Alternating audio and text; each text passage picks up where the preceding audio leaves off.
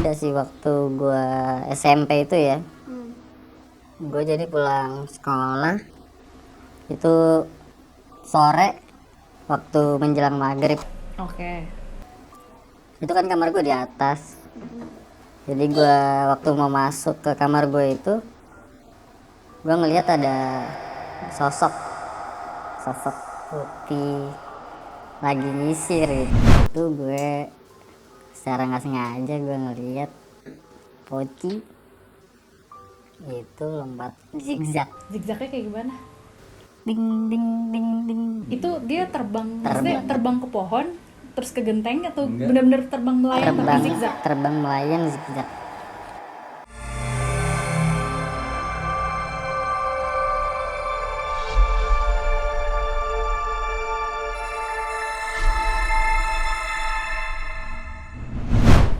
Hai, balik lagi sama aku, si istri tukang jajan. Karena kita para istri pasti balik jajan.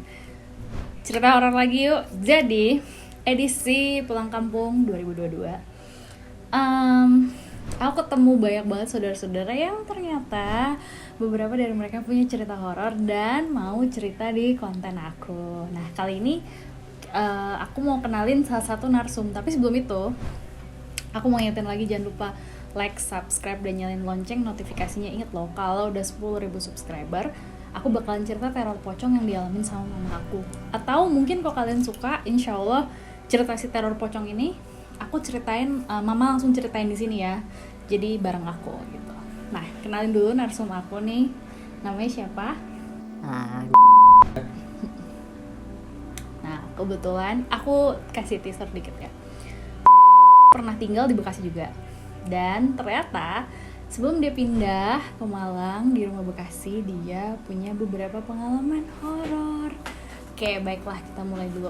Oke, jadi tinggal di Bekasi di rumah itu dari tahun berapa, inget gak? Gue sih ya dari gue lahir ya 90 tahun 90. Tahun 90 ya, oke. Udah di situ. Gue dari situ. Nah, terus selama tinggal di situ, dulu awalnya dari mana? Pernah lihat kira-kira umur berapa gitu? Kalau umur sih ya pas gue TK sih. Saya pernah ada kejadian apa? Jadi gue pernah itu waktu TK gue ngeliat sosok hitam gede di depan kamar gue sih. Di rumah itu? Iya, di rumah itu. Itu dulu kamar gue itu taman depannya. Jadi pagar, garasi, taman. Nah, taman itu belakangnya kamar gue. Oh, oke. Terus waktu lihat yang penampakan gede hitam itu, ngerasa takut gak atau biasa aja? Ya gimana ya? Atau ya udah gitu, namanya anak TK nggak ngerti mungkin. Ya nggak ngerti itu apaan gitu ya. Cuma ngeliat bayangan hitam gede aja gitu. Oh gitu. Nggak terpikiran apa-apa. Terus abis yang itu sempet ada lihat hal lain nggak? Ada sih waktu gue SMP itu ya. Gue jadi pulang sekolah itu sore waktu menjelang maghrib. Oke. Itu kan kamar gue di atas. Jadi gue waktu mau masuk ke kamar gue itu, gue ngelihat ada sosok putih lagi nyisir gitu. Ya sebut aja deh sosok apa, nggak apa-apa disebut namanya. Ya kunti. Oh gitu. Dia lagi nyisir gini anjir. Gue baru masuk kan. Gue pulang sekolah ya, gue pengen rebahan gitu kan. Tiba-tiba ya ada itu di kasur gue anjir. Terus kamu ngelihat mukanya nggak? Atau cuma lihat dia nyisir rambutnya doang, mukanya nggak kelihatan? Mukanya nggak kelihatan. Jadi ketutupan rambut gitu. Ya putih, apa baju putih gitu lah. Terus habis itu? Gue ya takut gitu kan, takut. Terus langsung gue nyalain tuh lampu. Tek, hilang. Oke, terus? Hilang langsung. Gue nyalain lampu tuh. Di situ ya yang apa ya? Yang lumayan shock sih buat gue. Sebelumnya ya gue juga pernah ngeliat kepala terbang gitu masuk ke rumah gue kira itu kayak kelelawar gitu ya, kayak hewan kelelawar kan terbang gitu, terus masuk ke rumah gue lagi di garasi mobil, itu kan ketutup tuh, jadi masuk ke ruangan tamu, tapi kagak ada ini lah, ini hewan apa gitu. Apa Nggak ada apa suara gitu? ketabrak gitu ya. Biasanya kalau hewan misalkan masuk ada pintu ketutup gak itu pintu? Ketutup.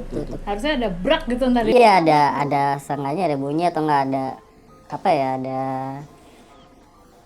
hewan nggak apa gitu. Nah itu kamu nyadarnya ternyata itu kepala bukan kelawar tuh gimana? Ya dari bentuknya sih emang kayak kepala gitu terbang gitu, sosok apa kayak berdarah-darah gitu. Botak gak? Enggak ada rambutnya dia, Oh gitu. Oh.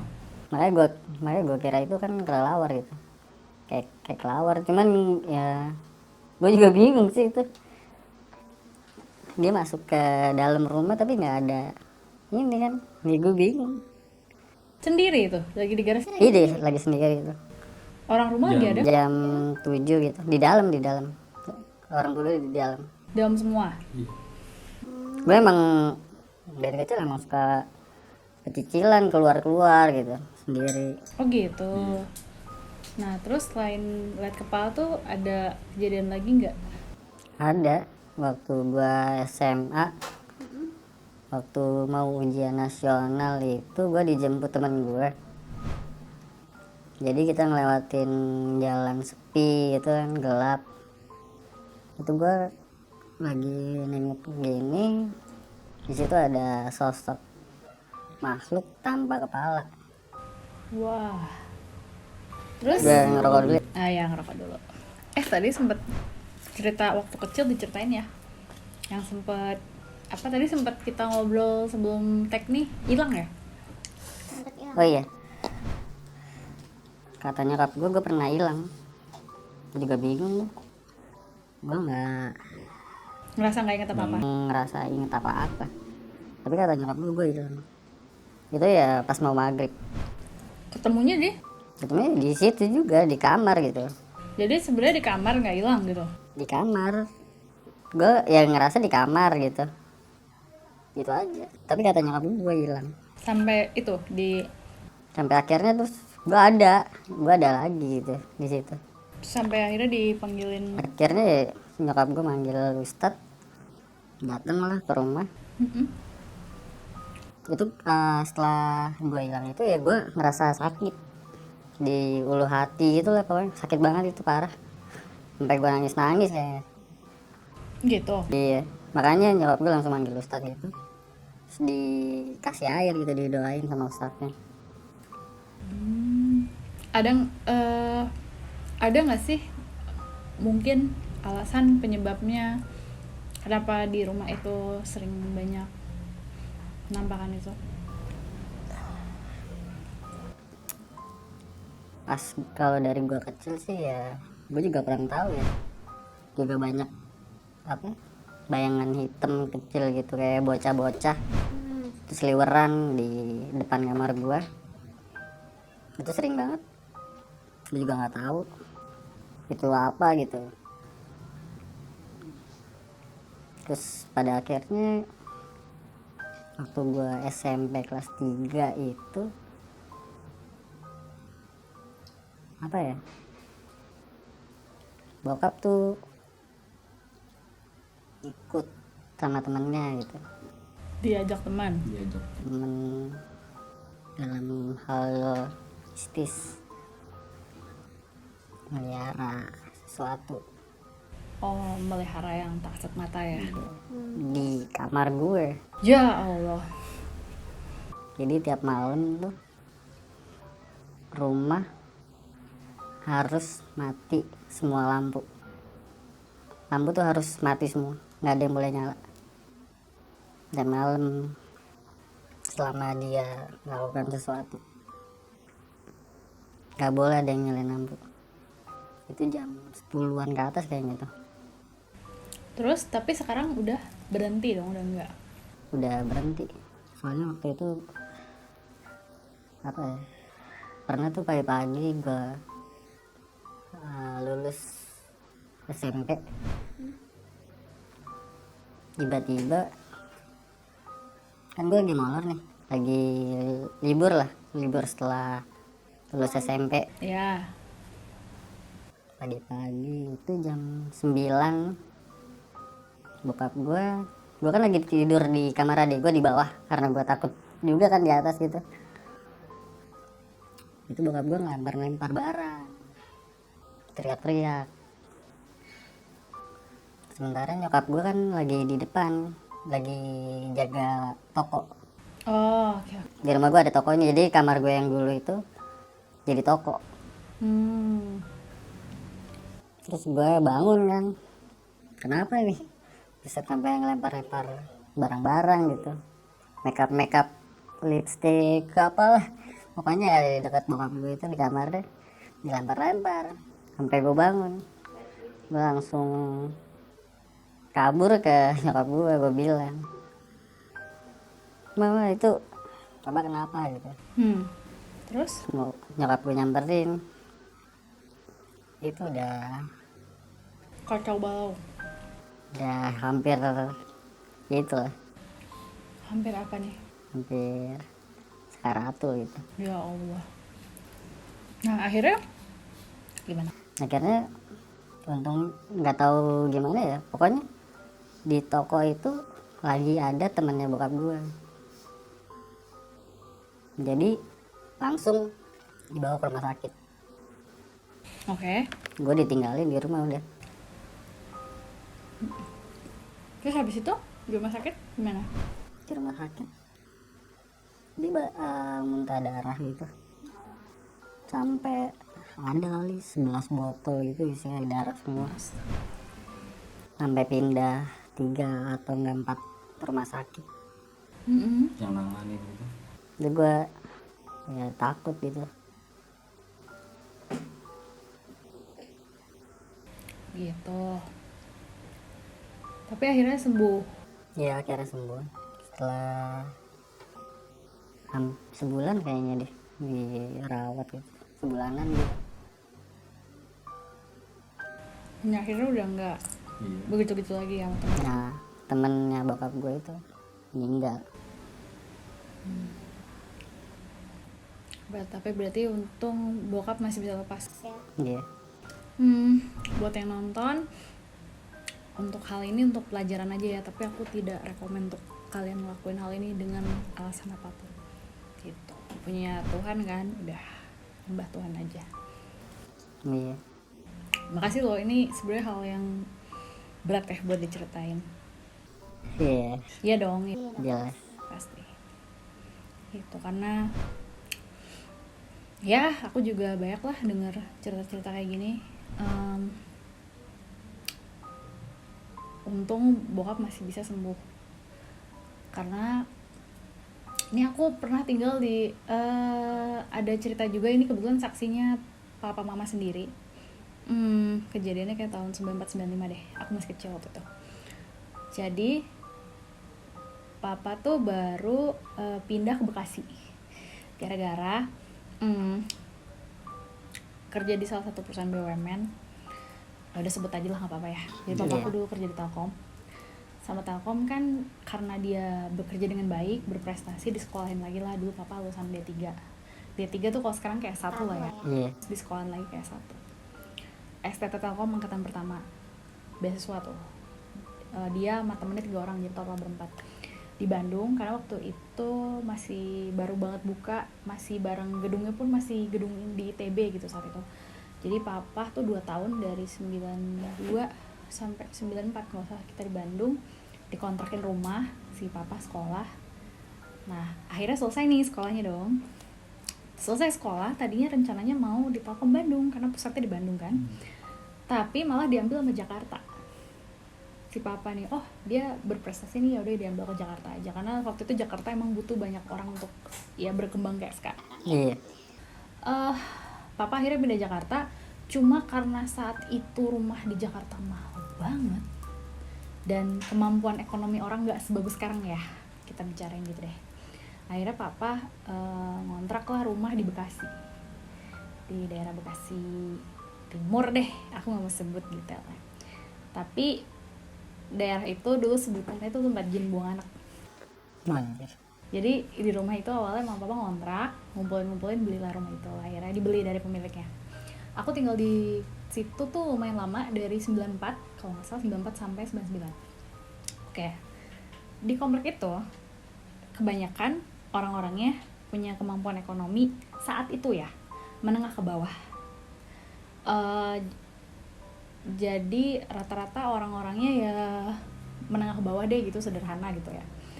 Ada satu tetangga mama, suami istri anak satu, orangnya tuh kata mama kurang mampu gitu, kelihatan deh pokoknya.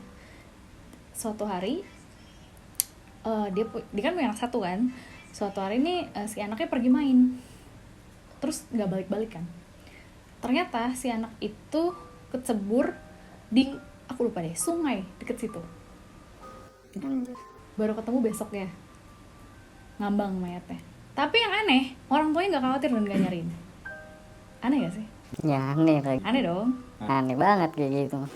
Setauku ya, sejahat-jahatnya orang tua zaman dulu pasti nyariin anaknya. Pasti. Zaman dulu ya gitu. Ya sekarang ya sama aja deh. Nah, si anak itu meninggal kan. Akhirnya sama warga, biasanya kan kalau ada yang meninggal, warga ikutan bantu ngurus dong. Karena si suami istri ini kurang mampu, akhirnya si anak ini dimakamkan lah di halaman rumah mereka tinggal itu. Tapi rumah itu sebenarnya ngontrak loh. Iya, ngontrak. Dimakamkan, terus ditahlilin segala macam deh. Papaku tuh kebetulan ikut bantuin makamnya. Nah, gak lama, 1 bulan habis itu anak meninggal. 40 harian. Iya, satu bulan atau 40 hari, tiba-tiba si keluarga ini, yang suami istri ini bisa beli mobil, terus istrinya bisa beli perhiasan. Akhirnya mereka pindah rumah, beli rumah di tempat lain, pindah pamit sama tetangga kan. Dah, rumah itu kosong dong. Datanglah satu keluarga mau kontrak rumah itu, udah bayar.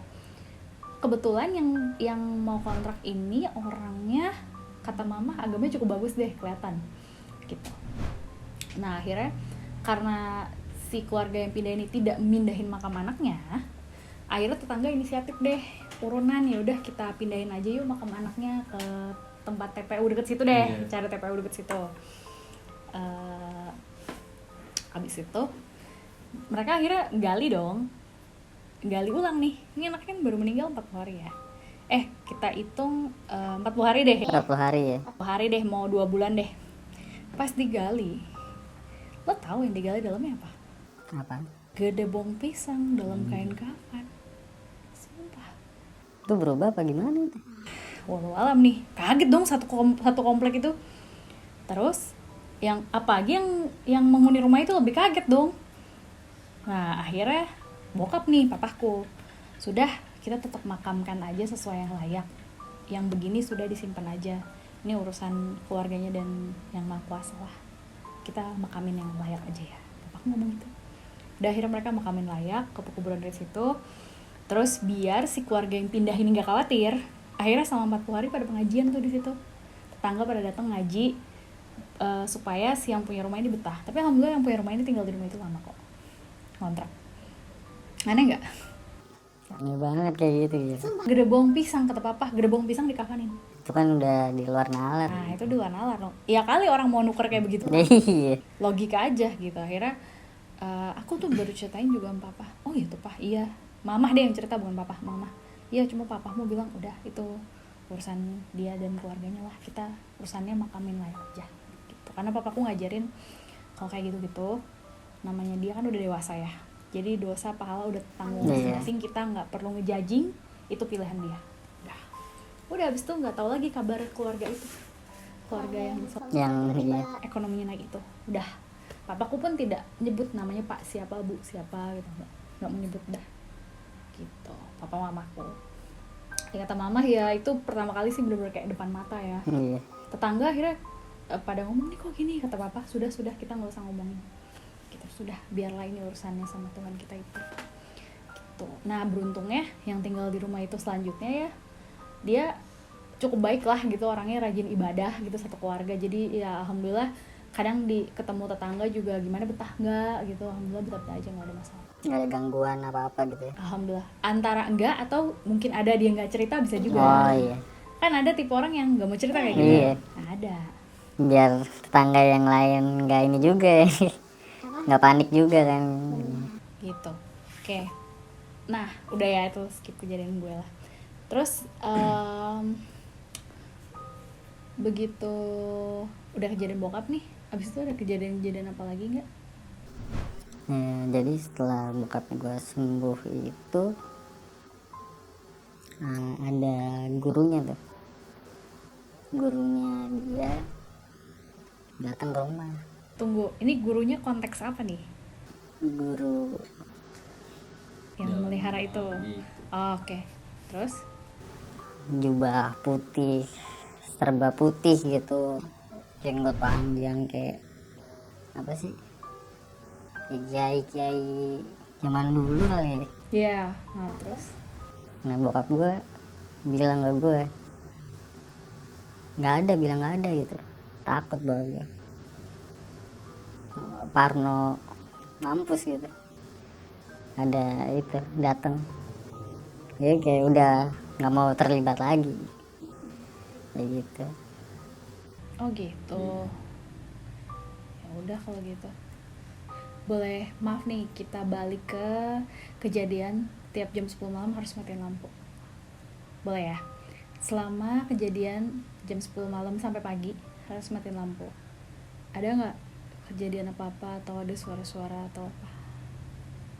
Kalau suara sih gimana ya, Atau kakak atau adik mungkin pernah apa? kalau dari kakak, adik atau nggak nyokap gue itu nggak pernah cerita apa-apa sih. Jadi gue ya pada saat itu ya tidurnya di kamar adik gue gitu. Jadi gue berani ke kamar gue waktu kayak siang gitu pulang sekolah gitu aja, cuma ngambil barang gitu. Ya gue tidurnya ya udah di kamar adik gue di bawah. Oh gitu. Sebenarnya tahu nggak sih tujuannya dulu bokap miara kayak gitu buat apa? Biar Soalnya dulu itu bokap gue pensiun muda, jadi perekonomian menurun. Ya mungkin bokap stres gitu, akhirnya ya, kebetulan juga ada yang ngajak, ya ikut-ikutan jadinya gitu. Iya. ya, tapi alhamdulillah hilafnya tuh masih ketolong lah, maksudnya nggak ada satupun yang meninggal. Gitu. Kalau temennya meninggalnya wajar nggak? Apa ya, gue juga lupa sih kalau teman yang meninggal itu kenapa. Pasti dia meninggal duluan gitu. Gitu, karena biasanya kalau ada yang kayak gitu kan ada tujuannya ya, entah jadi kaya atau usaha dagangnya laris. Ini aku pernah nih, ini cerita waktu sebelum ketemu Reja ya, sebelum ketemu suami, makan sama cowok lain lah deket gitu, belum ketemu sama dia.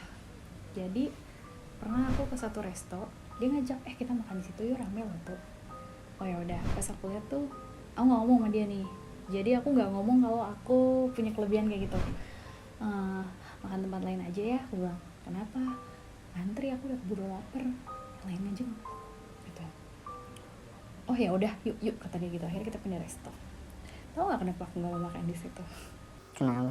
Nih, ini restonya sekarang udah nggak ada sih. Jadi aku lihat di sudut situ, ya minta ya Allah, ada pocong nih lagi ngudahin makannya tuh. Oh anjir. Nah terus pas aku bilang kita nggak usah makan di sini ya, terus si pocong langsung ngeliatin aku gitu, terus aku liatin balik, sumpah. Nah, merinding. Aku ngomong gini, ini misalkan cowok yang gue deket nih saat itu ya, Iya. kita makan tempat lain aja yuk, rame banget. Tapi aku matanya ngeliat si pocong itu, rame banget, aku nggak kuat ngantrinya, aku udah lapar. Kayak nyindir gitu ya. Gue nggak nyindir, sebenarnya gue membahasakan ke dia supaya gue nggak mungkin kan saat itu ngomong, Iya. belum tentu dia percaya atau dia nanti jadi takut. Dah, terus akhirnya ya udah. Terus gue juga pernah nih diajak makan sama si cowok ini yang sama ke salah satu kaki lima seafood. Kebetulan gue emang nggak pemilih kan makan, ya udah kaki lima juga ayo aja. Diajak dia, pas di mobil nih ternyata rame.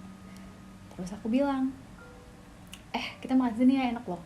Aku bilang, jangan di sini deh. Aku bilang, kenapa? Rame banget. Kamu kan tahu ya, aku capek nungguinnya. Sebenarnya sih gue mau aja ngantri gitu orangnya. Gak mau, tempat lain aja yuk. Ada seafood yang enak juga kok, aku tahu di sekitar sini. Gue pindah. Lo tau gak kenapa gue minta pindah? Kenapa? Karena gue lihat di tenda itu tuh ada kuntilanak lagi nginjek-nginjek makanannya. Anjir. Ya Allah. Kadang tuh gak enak tuh kita jadi tahu rahasia-rahasia kayak gitu. Ngeri juga gitu. Anjir. Nginjek-nginjek, tapi ini kan kalau gue ngeliat nih yang pocongnya gue liatin balik kan. Yang lain tuh kayak dia tuh gue nggak lihat tapi gue liat dari mobil gitu. Dan gue sampai sekarang nggak cerita itu sama si cowok itu. Karena ya kan nggak semua orang percaya. Iya. Semacam penglaris. Itu urusan milik sama itu. Iya. Nah, terus ini cerita nyokap. Jadi nyokap punya teman yang temennya itu punya ponakan sering dibawa. Nah, ponakan ini semodel sama gue nih. Oh, bisa ngerasain ya. Ya, diajaklah makan ke mall. Makan ini yuk. Kebetulan restorannya tuh biasanya kan kalau bocah-bocah seneng fast food ya. Iya. Nah, dia nggak fast food nih, ngajaknya nyokap. Temen nyokap nih, makan sini yuk. Nggak mau tante. Itu banyak yang ludah-ludahin. Ih, jijik adek. Nah, kan bingung nih. Iya. Nyokap ngerti. Jangan-jangan kalau udah gitu. Terus maunya makan di mana? Ditanya dong sama nyokap. Itu aja makan di situ. Dia nunjuklah salah satu fast food. Enak loh tante di situ. Terus ada perosotannya. Enak deh tempatnya. Ya udah, nyokap akhirnya ngajak situ. Temennya tuh nggak ngerti karena Nggak pertama kalinya ponakannya begitu karena jarang diajak makan keluar, biasanya makan di rumah. Terus si temennya nyokap nanya, kok lu nurut sih sama ponakan gue gitu? Iya, ponakan lu sama kayak anak gue gitu. Terus ya akhirnya emang situ tuh kenapa, kan tahu gue kan, ya itu situ tuh sering kok mau makan jangan di sini deh mah gini-gini. Ya emang dia bisa nengok gitu, ya udah kalau dia bilang gitu ikutin aja gitu, soalnya nggak bagus juga buat kita kok gitu. Sebenarnya ini aku mau ngasih saran aja buat teman-teman, nggak usah pakai kayak gitu. Kalau mau tuh pakai caranya Syekh Ali Jaber aja, kayak air didoain terus siram aja ke depan toko. Insya Allah nanti kebawa lah itu rezeki yang bener. Iya. Dari aku ya gitu. Aku ada yang mau tanya, bokap berarti berlangsung kayak gitu sebentar? Maksudnya berapa lama sih? Ingat gak? Ada kali setahun ya. Setahun. Iya, ada kali setahun. Tapi alhamdulillahnya masih bisa kelepas ya gitu. Tapi jangan sampai kayak gitu lagi deh. Ya udah kalau gitu alhamdulillah. Terus akhirnya rumah itu dibersihin nggak? Atau dibiarin aja? Nyokap gue emang ngerasa ada sesuatu yang nggak baik-baik aja gitu di rumah itu. Oh, menyadari ya. Dari soalnya kebetulan kan ada toko juga di rumah gue, jadi toko gue kurang jadi berkurang pembelinya. Karena kelihatannya tutup. Biasanya ditutup kok kayak gitu auranya. Terus Akhirnya ya memutuskan manggil kiai supaya dibersihin rumahnya. Yang emang ternyata kata kiai itu emang ada makhluk gitu. oh gitu. Yang udah lama di situ atau datang ke situ? Datang ke situ. Karena maaf nih bokap tadi. Iya. Ada juga sih yang emang udah lama. Kan pasti emang ada lah di setiap rumah pasti ada penunggu yang udah lama gitu. Karena kan sebelum jadi rumah kan pasti tanah gitu kan. Nah ya sebenarnya yang jadi riwayatnya tuh bukan rumahnya, tanahnya. Iya, tanahnya itu. Terus Setelah dibersihin itu ya udah nggak ada kejadian apa-apa lagi sih. oh gitu. Alhamdulillah gitu. Nah terus habis itu walaupun habis dibersihin nggak ada kejadian apa-apa, jadi dijual juga nggak ada masalah ya? Dijual nggak ada masalah apa-apa, jadi lancar aja gitu. Oh gitu. Terus habis dijual pindah ke, Pindah ke Malang. nah pas pindah ke Malang, di rumah Malang nggak ada apa-apa? Di rumah Malang nggak ada apa-apa sih, alhamdulillahnya. Alhamdulillah ya, lebih friendly mungkin ya. Lebih friendly. Kamu tadi kan sekilas sempet cerita nih sama aku, pernah lihat penampakan pocong kan? Ya poci. Poci ya, ya poci ya gitu. Nah boleh dong diceritain tuh kejadiannya kapan, gimana? Jadi waktu itu gue nongkrong sama teman gue ya, bertiga gitu Maaf, ini di Bekasi? di Bekasi. Oke. Gue nongkrong di depan rumah teman gue.